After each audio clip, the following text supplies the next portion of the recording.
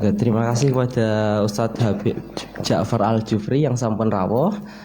Monggo tanpa berlama-lama lagi karena kita sudah waktu jam 5.38, kita langsung mulai saja. Kepada Ustadz Habib Ja'far Al-Jufri dipersilahkan.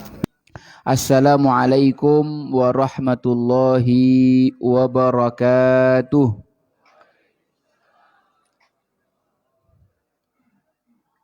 Sadatal afadil, para asatid, para alim ulama, para guru yang hadir di majelis kali ini, yang semuanya kita ta'zimi, dan juga seluruh hadirin yang pagi hari ini diringankan hati dan langkah kakinya untuk bisa berkumpul di tempat yang mulia ini.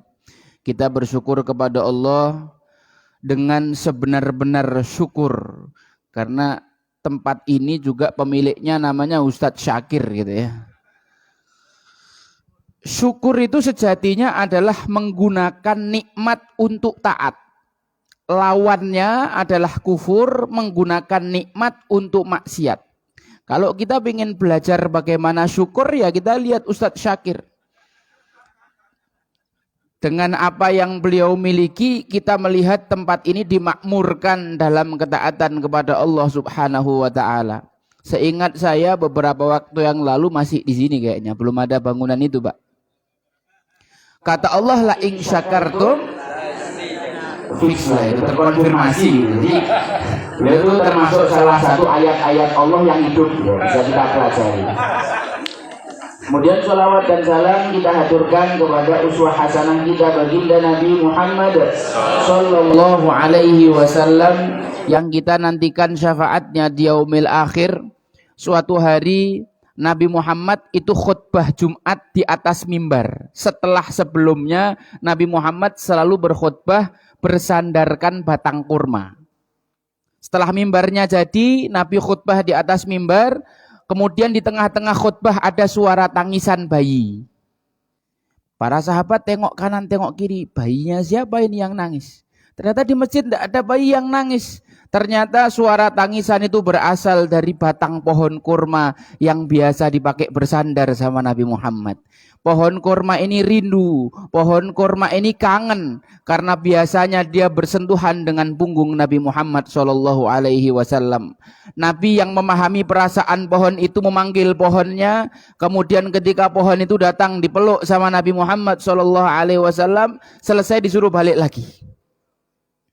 Pelajaran pentingnya adalah kalau pohon kurma saja menangis karena merindukan Nabi, alangkah malunya kita yang punya akal dan hati tapi tidak pernah sedikit pun menangis karena merindukan Nabi Muhammad SAW.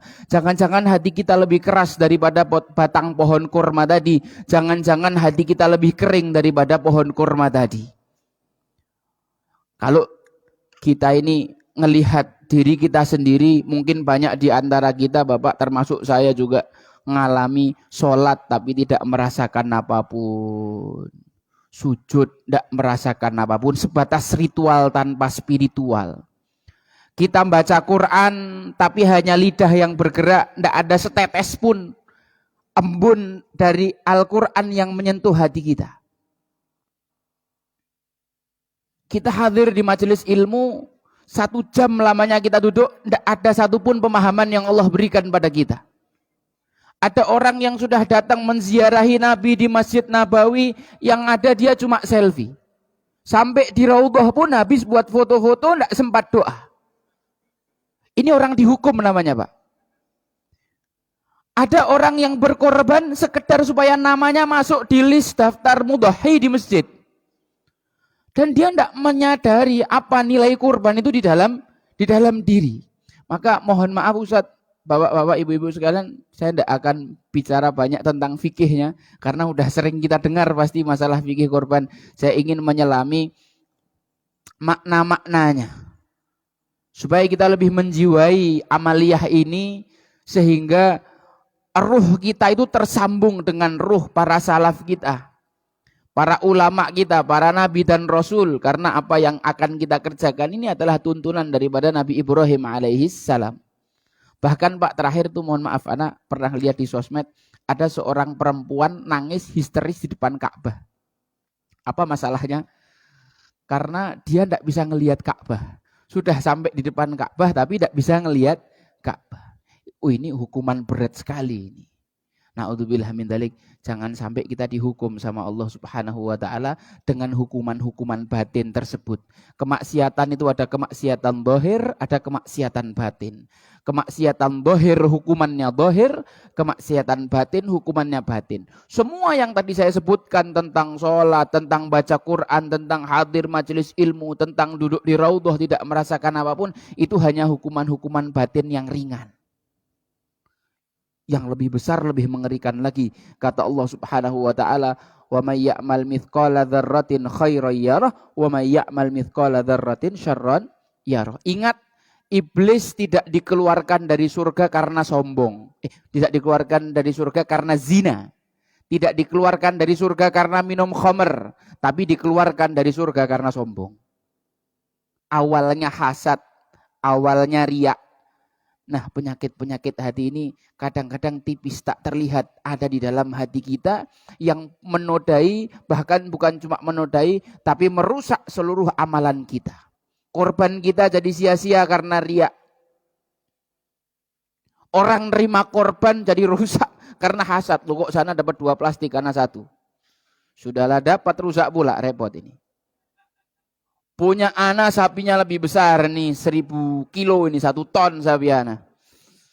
Terselip kesombongan di dalam hati, maka rusaklah nilai amal. Padahal korban itu bukan ditentukan dari seberapa banyak daging atau darahnya. Kata Allah, innama yataqabbalullahu minal muttaqin. Yang diterima yang berasal dari hatinya orang yang bertakwa, yang melaksanakan perintah dan menjauhi larangan, bukan cuma zahir tapi juga batin.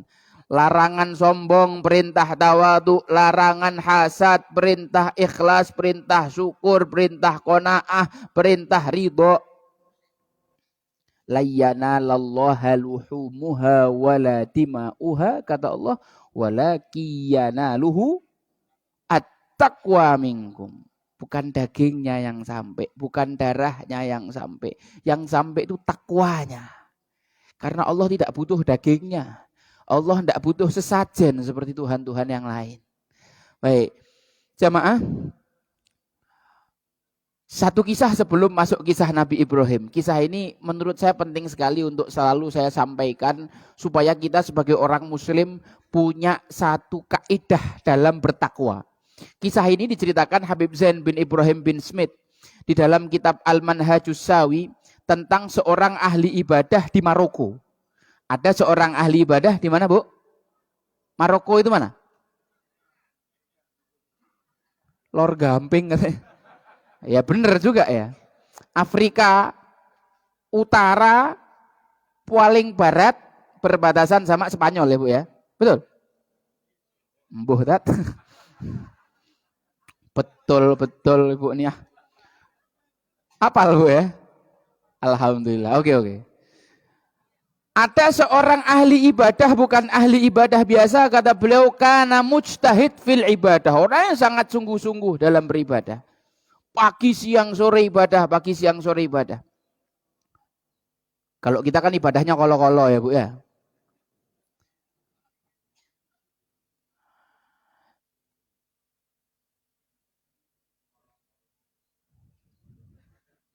Suatu hari si ahli ibadah ini membeli seekor keledai betina.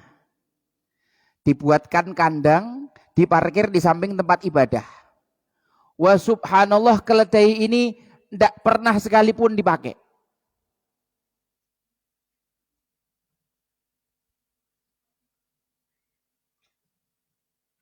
Kok Anda dengar ada suara pengajian-pengajian lain ya Ustaz? Sampai mana Anda tadi? Beli keledai betina, diparkir di samping tempat ibadah. Wah subhanallah, keledai ini tidak pernah dipakai sama sekali. Ini kalau coro orang Gamping beli mobil Innova Zenik, diparkir di garasi, orangnya kemana-mana jalan. Akhirnya tetangganya pada tanya, loh Syekh, Anda beli keledai ini buat apa? Kok tidak pernah kami lihat Anda pergi ke sana kemari, cuma diparkir aja buat pajangan. Apa tujuan Anda dulu? Maka Syekh itu mengatakan, ini asyariha liuhassina biha farji. Saya beli keledai itu untuk menjaga kemaluan saya. Loh, beli keledai buat menjaga kemaluan. Dia seorang laki-laki biasa, punya syahwat, punya hasrat seksual. Dia tahu ayat wala taqrabuz zina, tapi pemahaman dia zina itu hanya dengan perempuan, Ustaz. Jadi kok sama keledai oke.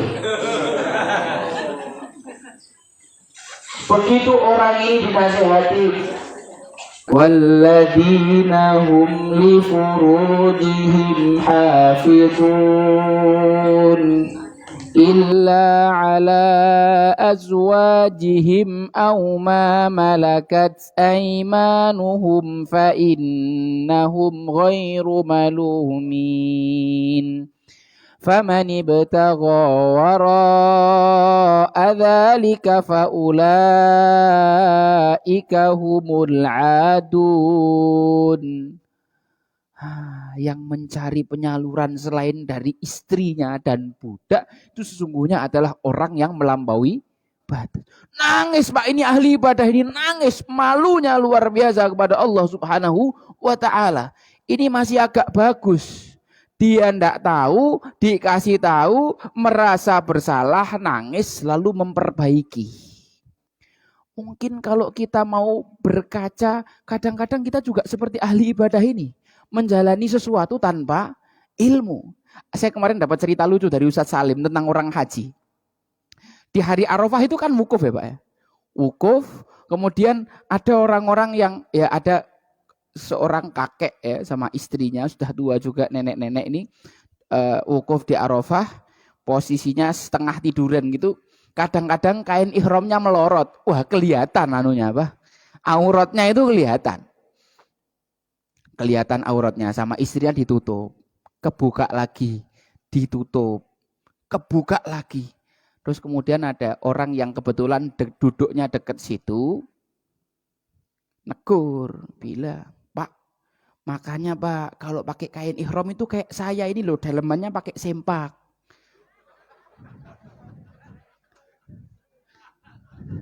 Assalamualaikum sudah itu ya.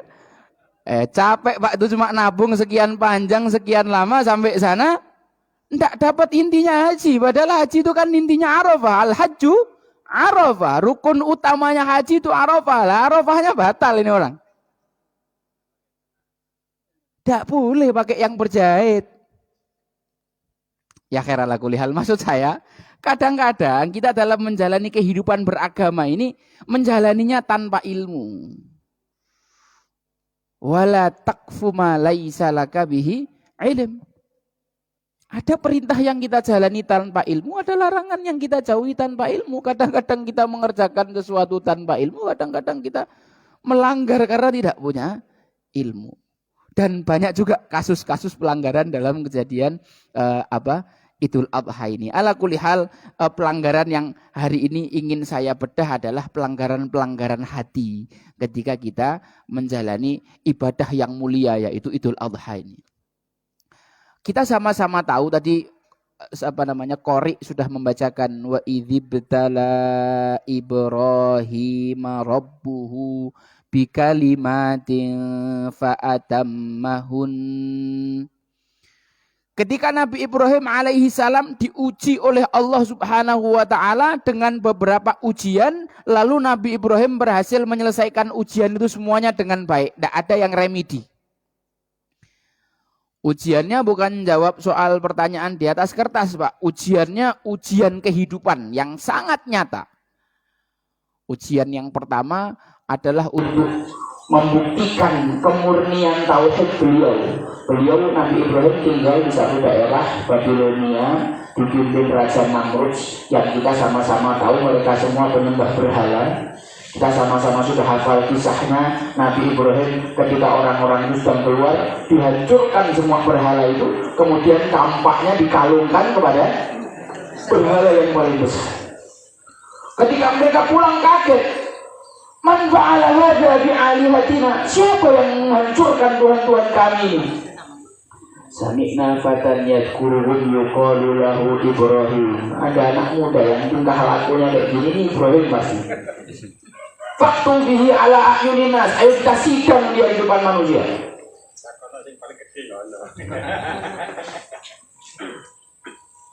A'anta fa'alta hadza bi alihatina ya Ibrahim. Apakah kamu yang melakukan ini? Kalau kata orang takono yang paling gede. Nah, dia yang bawa kampak. Nabi Ibrahim tidak mengatakan bukan saya. Kalau beliau mengatakan bukan saya, bohong.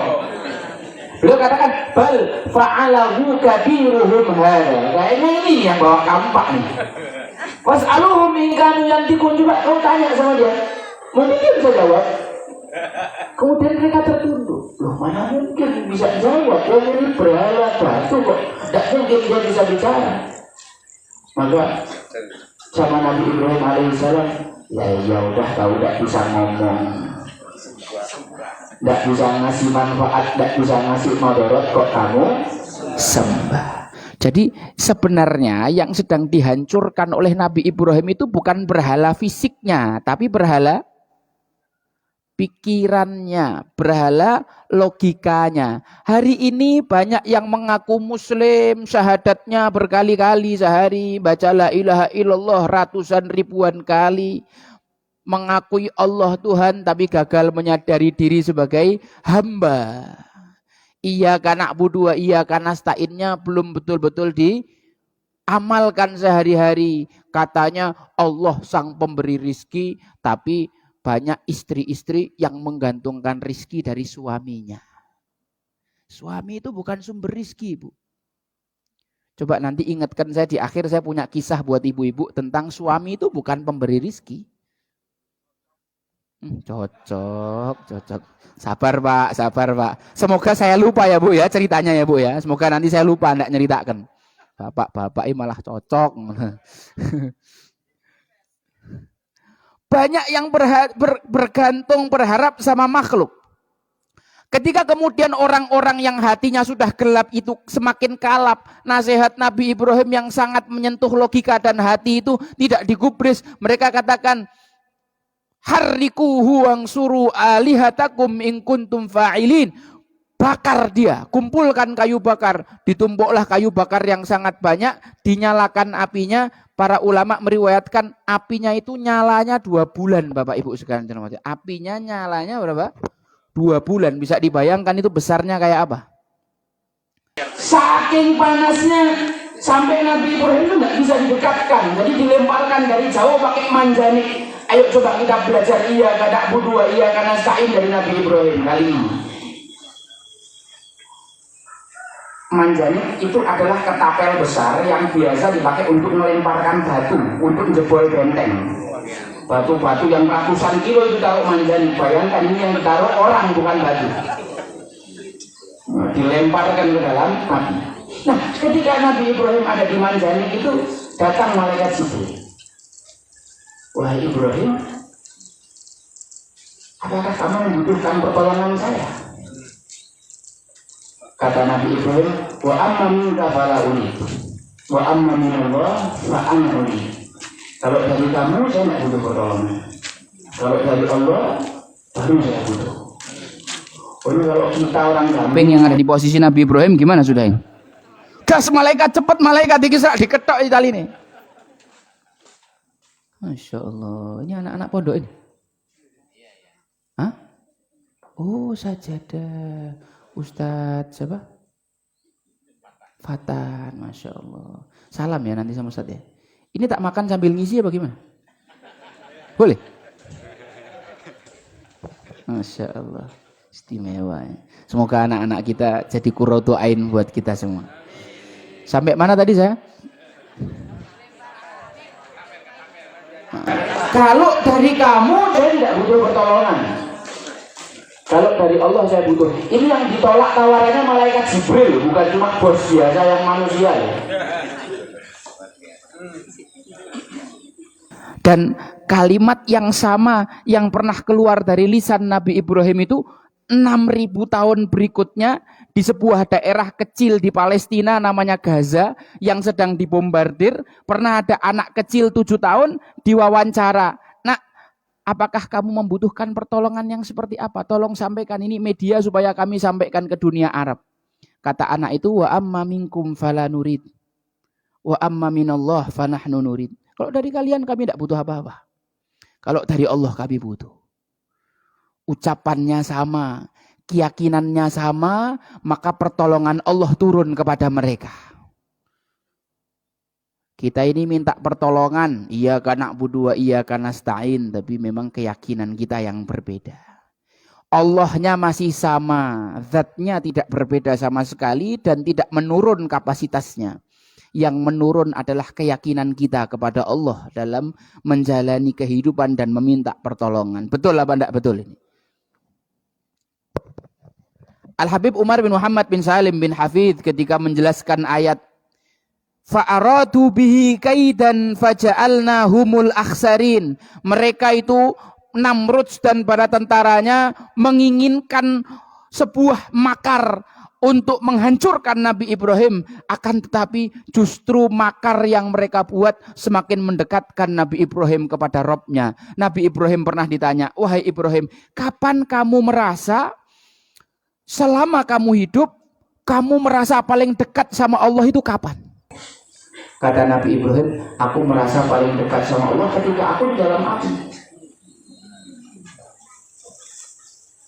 Beliau dikasih pakaian dari surga, dikasih makanan dari surga, dan beliau menghabiskan seluruh waktu di dalam api, katanya 2 bulan beliau di dalam api, itu untuk beribadah kepada Allah Subhanahu wa Ta'ala, sujud dan senikmat-nikmatnya sujud, sujud dan senyaman-nyamannya sujud, kata Nabi Ibrahim ketika aku di dalam api. Memang kita ini dekat sama Allah kalau kita lagi banyak masalah.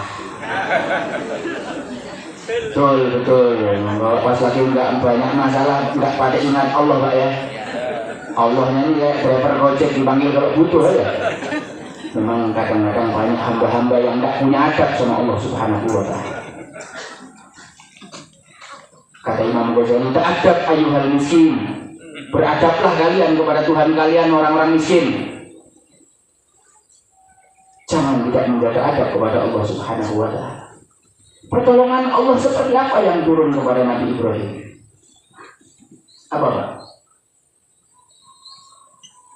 Bukan hujan, bukan apinya jadi padam, tapi Allah berfirman, ya naru kuni bardan wa salaman ala Ibrahim. Wahai api, jadilah kamu itu dingin, menyejukkan dan menyelamatkan untuk Nabi Ibrahim. Hukum alamnya api itu panas, tapi yang buat hukum alam kan Allah.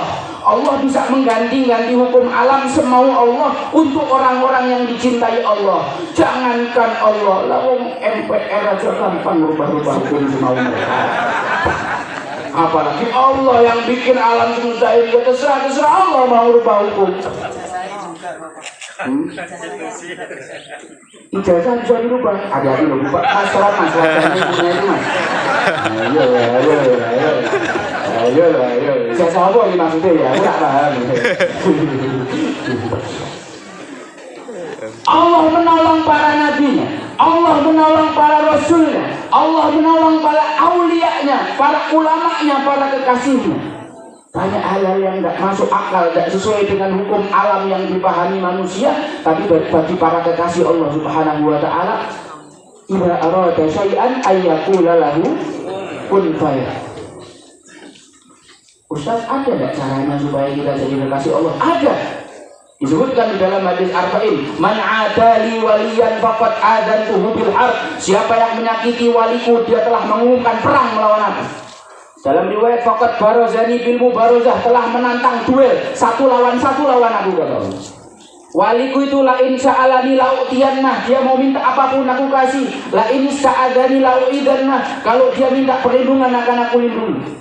Aku menjadi mata yang dia melihat dengannya, telinga yang dia mendengar dengannya, tangan kaki yang dia bergerak dengannya. Allah jaga pandangannya, Allah arahkan pendengarannya, Allah arahkan dia untuk melakukan kebaikan. Dan makna yang lain, dia bisa melihat sesuatu yang tidak bisa dilihat manusia pada umumnya.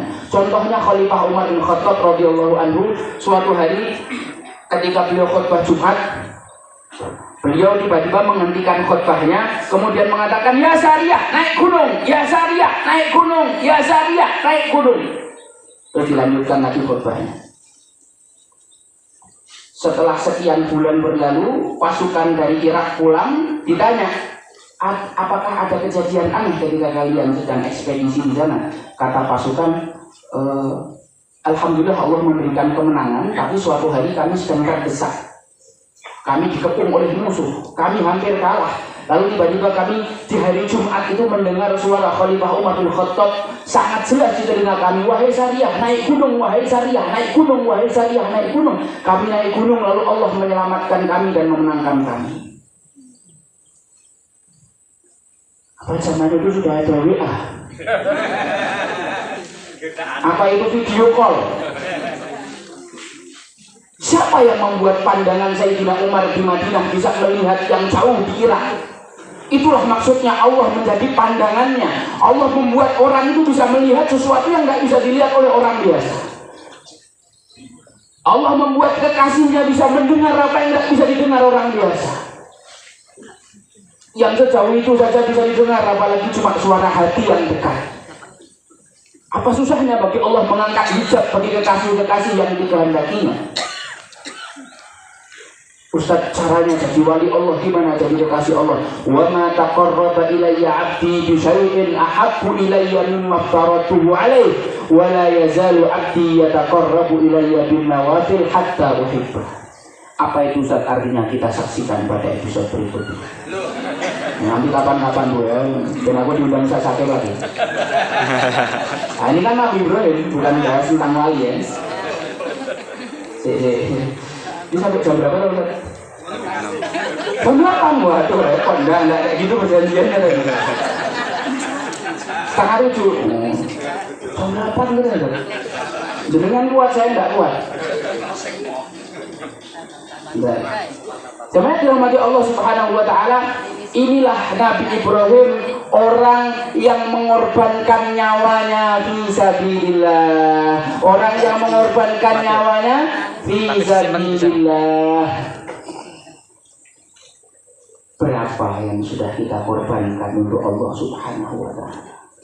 Insya Allah belum ada yang mengorbankan nyawa. Kemudian berdakwahlah Nabi Ibrahim selama bertahun-tahun, puluhan tahun, dikatakan sampai usia beliau 120 tahun berdakwah, tapi beliau belum dikaruniai seorang putra. Beliau berdakwah, followersnya cuma 5. Total pengikut Nabi Ibrahim itu cuma 5. Ibunda Hajar sama Nabi Ismail, Ibunda Sarah sama Nabi Ishak, dan juga Nabi Lut. Dakwahnya puluhan tahun itu. Menunjukkan dakwah ini tidak berbicara soal jumlah followers. Kalau mau dibandingkan Ustadz Syakir sama Nabi Ibrahim, ukuran kesuksesannya itu followers, Ustadz Syakir lebih sukses daripada Nabi Ibrahim. Oh, ini banyak katanya 700. 500. Nabi Ibrahim cuma 5. Apakah kita lebih alim dari Nabi Ibrahim? Apakah kita lebih soleh dari Nabi Ibrahim? Apakah kita lebih dibimbing Allah daripada Nabi Ibrahim? Dakwah ini bukan soal apa yang dicapai, tapi soal apa yang kita keluarkan, kontribusi, perjuangan dan pengorbanan kita. Itulah kenapa kan di dalam Islam hari rayanya Idul Adha, hari raya pengorbanan. Karena puncak keislaman kita itu ketika kita berkorban di jalan Allah. Maka itulah yang dirayakan. Nabi Ibrahim mengorbankan dirinya yang pertama. Setelah itu beliau dikasih hadiah seorang wanita solehah, anak bangsawan Mesir namanya Ibunda Hajar. Menikahlah mereka atas usul Sayyidatuna Sarah. Kemudian setelah menikah sekian waktu lahirlah anak yang dinanti-nanti, Ismail diberi namanya. Ismail. Masih merah bayi ini, tiba-tiba Allah Subhanahu wa taala memberikan suatu perintah yang tidak masuk akal untuk meninggalkan anak dan istrinya di padang pasir. Kenapa Allah memerintahkan itu? Allah cemburu kepada Nabi Ibrahim karena cinta yang sedikit bergeser. Sejak lahir Ismail, hati Nabi Ibrahim ini ada sebagian yang ketarik, kesedot mencintai Nabi Ismail dengan cinta yang luar biasa. Allah sang pemilik cinta, segala cinta, cemburu. Maka memerintahkan Nabi Ibrahim untuk meninggalkan Ibunda Hajar dan Ismail di padang pasir.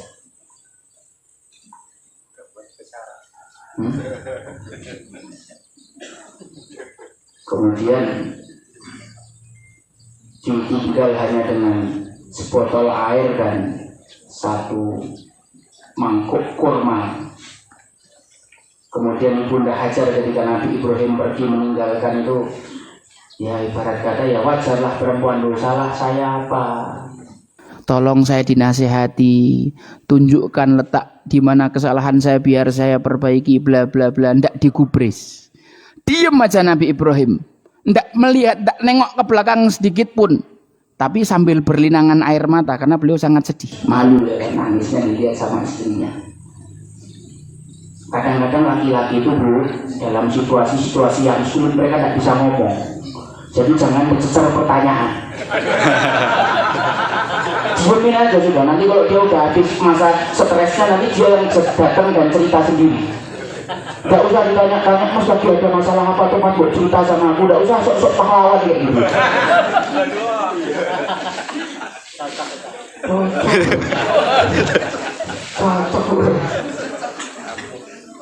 Ibunda Hajar ini perempuan cerdas. Dia tahu suaminya kalau dikasih pertanyaan esai dalam keadaan seperti ini sulit jawab. Diganti pertanyaan pilihan ganda. Allahu amuruhu lak. Apakah Allah yang memerintahkan kamu? Ini kan pertanyaan pilihan ganda. Nah gitu Bu, jadi kalau pas bapak-bapak lagi stres, jutek, pikirannya banyak, kalau ada pertanyaan pilihan ganda aja. Mas lagi ada masalah ya, nah gitu aja. Iya, dah habis itu jangan dikasih pertanyaan lain apalagi isai. Itu akan menimbulkan konflik dan kontroversi dalam rumah tangga, pasti itu. Maka Nabi Ibrahim alaihissalam menganggukkan kepalanya, mengisyaratkan an-na'am, ya ini perintah Allah. Maka Ibunda Hajar mengatakan idzan layyudayyi'una abada. Kalau begitu Allah tidak akan menyia-nyiakan aku selama-lamanya. Dengan penuh keyakinan dia siap ditinggal oleh suaminya di padang pasir. Saya mau nanya ibu-ibu di sini ada yang pernah ditinggal di padang pasir?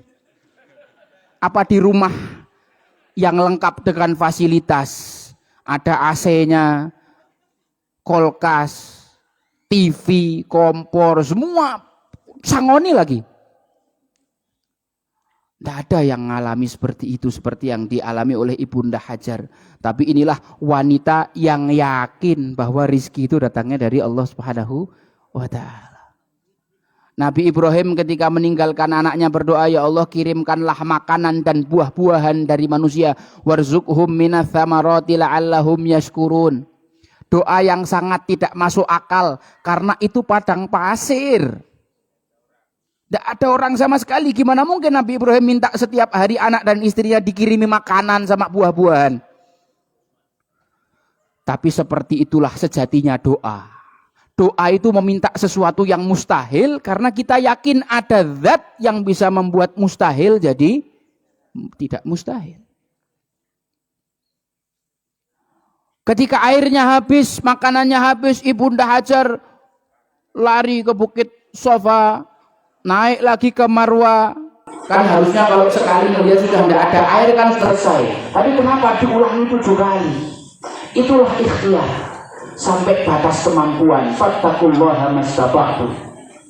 Tapi Ibunda Hajar yang mendapatkan air sama sekali. Pelajarannya orang yang berusaha belum tentu berhasil. Allah ingin menunjukkan dengan peristiwa Sa'i, orang yang mudah berusaha, orang yang mudah bekerja bisa jadi tidak dapat hasil sama sekali.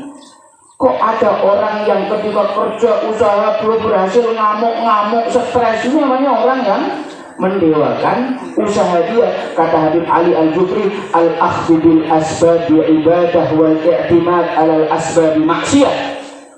Bekerja itu ibadah, tapi bergantung dari hasil kerja adalah maksiat.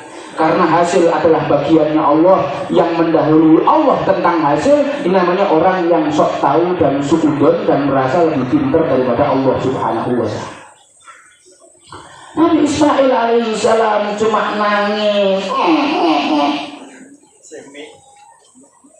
Nah, malaikat Jibril datang, dipukulkan tongkat di bawah kaki Nabi Ismail dengan mengatakan Zam-zam, Zam-zam, maka muncullah air Zam-zam. Burung-burung terbang di atas air Zam-zam. Ada musafir lewat lihat ke di sana ada air.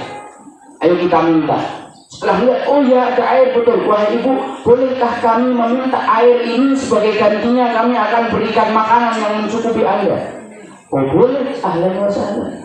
Terus sejak Nabi Ibrahim doa, Nabi Ismail dan Ibunda Hajar tidak pernah kehabisan makanan, tidak pernah kehabisan buah. Di tengah padang pasir. Sampai suatu hari ada kafilah dari Bani Jurhum yang meminta izin untuk tinggal di situ. Kami minta airnya, Anda kami jadikan sebagai kepala suku. Dan mereka dicukupi oleh Allah Subhanahu wa Ta'ala dengan caranya. Sekarang saya mau nanya, hari ini siapa yang bisa minum air Zam-zam? Kita semua bisa. Hari ini kalau bapak-bapak sudah ada yang umroh, nyari buah apa yang ada di Mekah, Pak? Doanya siapa? Berapa tahun yang lalu doanya? Wallahu alam, 6.000 tahun yang lalu. Menunjukkan bahwa doa itu dikabulkan dengan cara Allah, bukan dengan cara kita. Orang yang ingin hidup semau dia itulah yang stres. Tapi kalau orang hidup semau Allah, dia enak menjalaninya. Allah itu kadang mengabulkan persis seperti yang kita minta. Kadang Allah mengabulkan dalam bentuk lain yang jauh lebih indah. Kadang-kadang mintanya sekarang dikasihnya 6.000 tahun yang akan datang. Kelasnya Nabi Ibrahim. Kan Mekah jadi semakmur sekarang ini kan belakangan ini kan Pak. Itu yang doa Nabi Ibrahim. Kalau yang doa cuma Sayyidina Pardi, jangan terlalu belum dikabulkan, jangan maaf. Ada Pak Pardi di sini. Mohon maaf Pak, tidak bermaksud malu saya. Ada mohon maaf Pak, tidak. Bukan dengan maksudnya Pardi yang lain.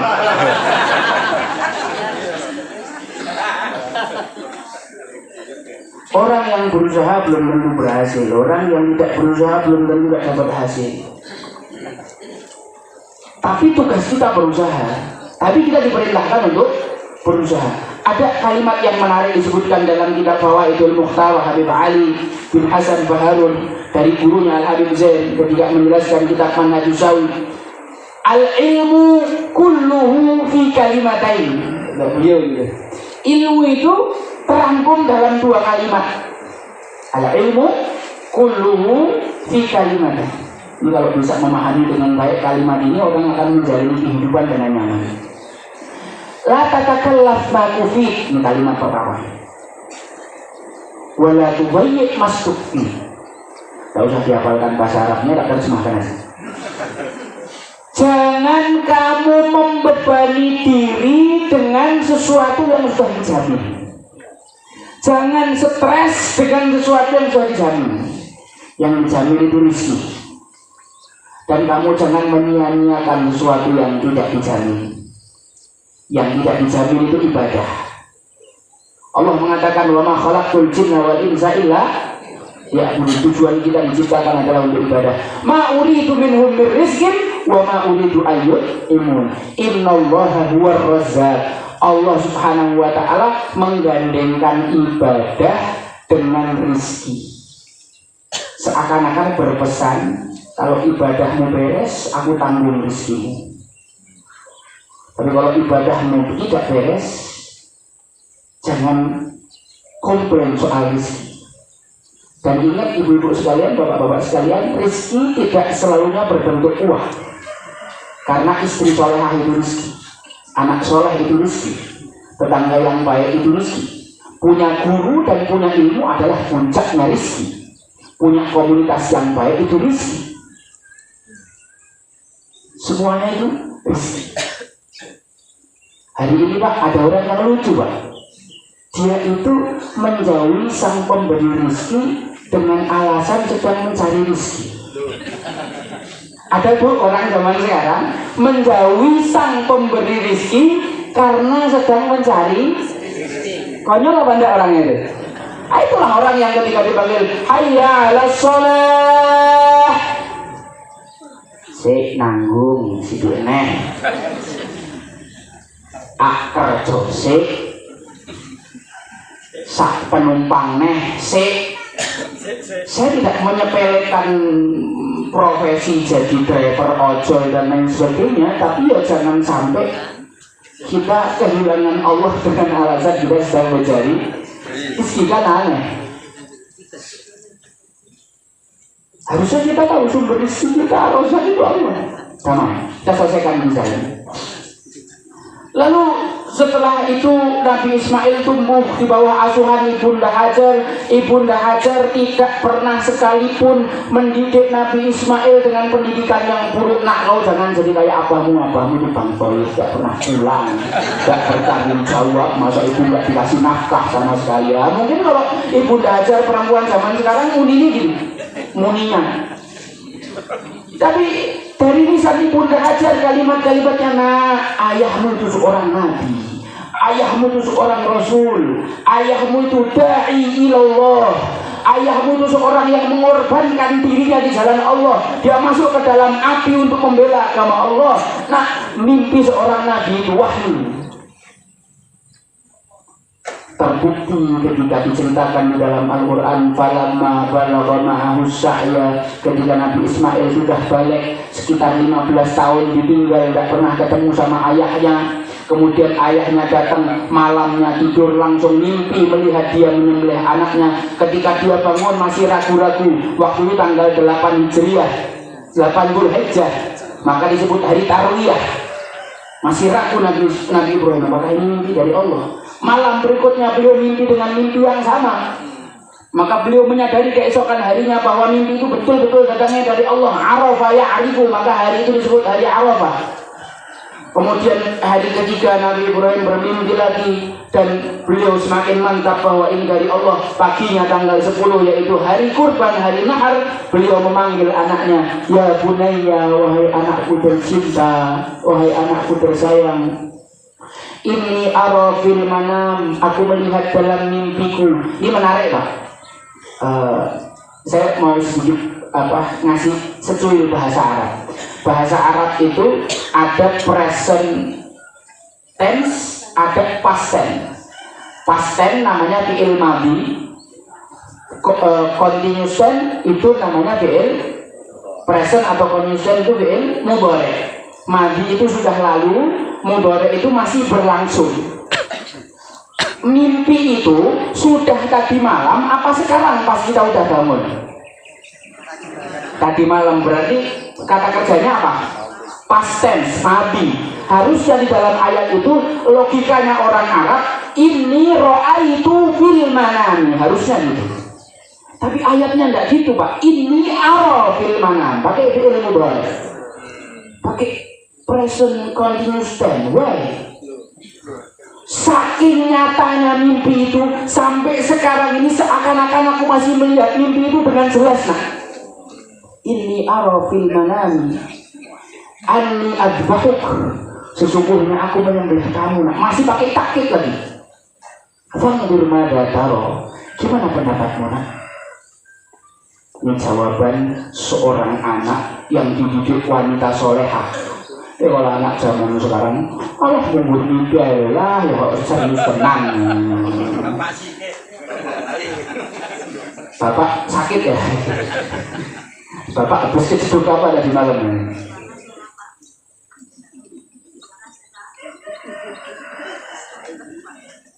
Nabi Ismail tidak pernah merasa fatherless tuh. Nabi Ismail mengatakan, ya abadi, wahai ayahku tercinta, wahai ayahku tersayang, wahai ayahku terhormat. Ini kan panggilan ya abadi ini menunjukkan kedekatan hubungan yang luar biasa. Jadi kedekatan anak sama bapak pun tidak harus selalu hadir secara fisik, tapi ayah itu memang teladan bagi anaknya, walaupun tidak pernah bertemu seperti Nabi Ibrahim. Wahai ayahku tercinta, wahai ayahku tersayang, bukan ya abi, tapi ya abadi. If'al ma tu'mar, laksanakan apapun yang diperintahkan Allah. Bukan wahai ayah sembelihlah aku. Nabi Ismail kecil memahami 100% bahwa mimpi ayahnya itu wahyu. Ya, Jangankan cuma nyembelih, kalau Allah perintahkan engkau untuk memutilasi, aku laksanakan. Satajiduni insyaallahu minas sabirin. Inilah keluarga pengorbanan. Iblis ketika menyaksikan episode ini sangat luar biasa ketakutan. Ini kalau Ibrahim berhasil melaksanakan perintah Allah, maka akan menjadi kesulitan besar bagi saya untuk menyesatkan anak Adam. Maka Nabi Ibrahim mendatangi Bunda Hajar. Ibu, kau tahu tidak suamimu bawa anakmu kemana? Tidak tahu. Katanya dia mimpi. Katanya dia mimpi membunuh anaknya. Gila ini suamimu. Coba kamu kejar, kamu larang itu suamimu bunuh anakmu. Kata Ibunda Hajar, mimpi seorang nabi itu wahyu. Wahyu itu perintah Allah. Kalau memang itu perintah Allah, biar dia laksanakan. Wah, mantap kali ini perempuan ini. Iblis gagal mendatangi Nabi Ismail. Kemudian, wahai Ismail, nah, kau tahu tidak ini ayahmu ngajak kamu kemana? Tidak tahu. Ini kau mau dibeli sama ayahmu. Katanya ayahmu melihat dalam mimpinya beliau tahu. Iya, memang tadi ayahku bilang gitu. Lu kamu kok tidak takut? Ya kalau itu perintah Allah, apa masalahnya? Biar ayah dikerjakan. Iblis, wahai Ibrahim, itu bukan mimpi dari Allah, itu aku sebenarnya.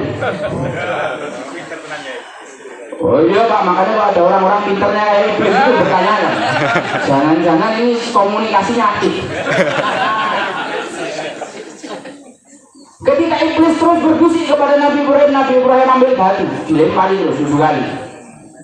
Pindah tempat, digoda lagi, dilempari lagi 7. Itulah asal muasal jumrah 1, 2. Jemaah yang dirahmati Allah, inilah keluarga pengorbanan. Ayahnya berkorban memasukkan dirinya ke dalam api. Istrinya ridho ditinggal di padang pasir sebagai pengorbanan dalam melaksanakan perintah Allah. Sang ayah dengan berat hati meninggalkan istri dan anaknya tercinta sebagai pengorbanan kepada Allah. Bukan sapi, Pak. Bukan sapi. Ini anak ini. Bagi orang yang sangat lama menunggu anak, anak mau rewelnya kayak apa tetap qurratu ain. Lain sama yang punya anak karena kecelakaan. Betul, Pak. Nabi Ismail kecil yang usianya masih 15 tahun mengatakan, ya abadi fa'al ma tu'mar. Dahsyat sekali ini kisah. Ini bukan sekedar dongeng untuk diceritakan, tapi ini hikmah yang menguatkan hati kita setiap kita berat ketika dipanggil sama Allah Subhanahu wa ta'ala. Setiap kita malas mau memperjuangkan agamanya Rasulullah Shallallahu Alaihi Wasallam. Setiap kita futur dalam menjalani ketentuan-ketentuan Allah Subhanahu wa ta'ala. Kisah ini membuat kita berpikir, salah yang kita hadapi tidak ada apa-apanya kok dibanding apa yang mereka hadapi, tapi mereka bersabar dengan seindah-indahnya sabar. Penutup. Ada yang lihat jam terus kayaknya. Lanjut. Penutup sesuai janji. Tadi kisah apa, Bu? Wanita hebat. Nah, ini saya bukan menceritakan wanita di zaman Nabi. Saya bukan menceritakan wanita di zaman Rasulullah, tapi ini wanita salafun soleh yang tidak terpaut waktu lama. Ada seorang laki-laki namanya Hatim Al-Asom. Namanya Hatim Al-Asom. Tahu? Masya Allah. Terus seorang ulama yang luar biasa. Suatu hari beliau mau safar. Kemudian nanya sama istrinya, wahai istriku, ini aku mau safar dalam rangka menuntut ilmu. Orang zaman dulu kalau safar menuntut ilmu tidak bisa dihitung harinya, Pak. Kalau sekarang kan enak ya, anak mau ke Malaysia ikut seminar seminggu, nanti perjalanan pesawatnya sekian, berangkat sekian, pulang sekian, ada aturan mainnya. Tapi kalau dulu mungkin jalan P-nya aja udah 3 bulan, apalagi PP. Nah, kalau perjalanan berangkat 3 bulan, pulang 3 bulan kan tidak mungkin belajar cuma seminggu. Paling minimal 3 tahun lah. Ini Hatim Al-Asom bilang sama istrinya, wah istriku, anak mau safar dalam rangka menuntut ilmu. Kira-kira berapa nafkah yang harus kuberikan padamu? Kira-kira apa jawaban istrinya? Wahai suamiku, sejauh kamu mengetahui sampai kapan aku hidup, nah tolong kasih aku nafkah sebanyak itu.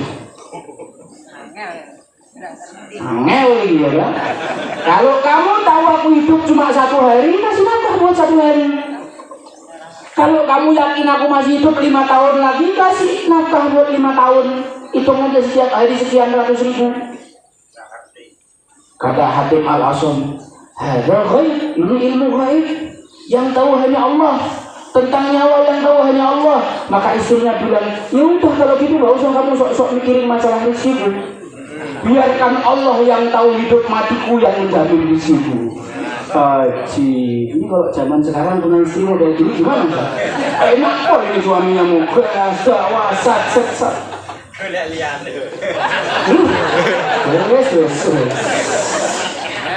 Angel lah kan. Bapak kopi ngaji paling angel.